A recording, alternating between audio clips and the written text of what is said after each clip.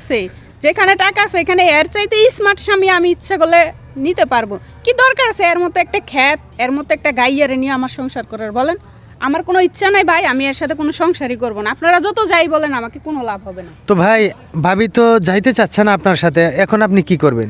কলি তো হবিলয় ভাই, যাবি সমস্যা নাই, গাড়ি আমার বুকের উপর দিলিয়ে যায়, নাহলে আমিও যাবির দেবো লয়, আমি ছাড়লাম না, আমি এই গাড়ির সামনেই বসলাম।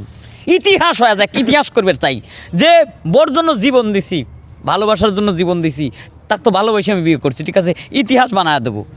মানে বিশ্বে একটা রেকর্ড করে ফেলবেন এরকম অবস্থা? হ্যাঁ, রেকর্ড হবে কিনা আমি ইতিহাস করে দেবো, সেটাই করলাম আমি। তো প্রিয় দর্শক, দেখতে পাচ্ছেন যে এখানে একজন স্ত্রী অনেকগুলো টাকা পাওয়ায় তার স্বামীকে এই মুহূর্তে ভুলে যাচ্ছে। এখন সে গাড়ি দিয়ে অন্য একটি ছেলে বা বিভিন্ন প্রেমিক নিয়ে ঘোরাফেরাও করতেছে। তো প্রিয় দর্শক, আমাদের এই ভিডিওটা বানানোর উদ্দেশ্য ছিল যে টাকা হইলেই যে সংসার নষ্ট করতে হবে এরকম কোনো কথা না, শুধু টাকা কুড়িয়ে পাওয়া না, বিভিন্নভাবে কিন্তু ইনকাম করা যায়, সেটা সৎ হোক বা ওই খারাপ রাস্তা হোক, যেভাবেই হোক।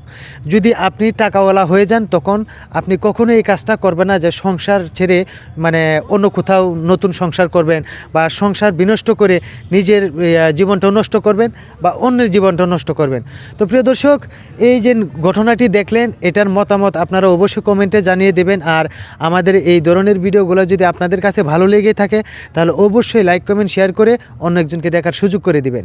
ধন্যবাদ সবাইকে।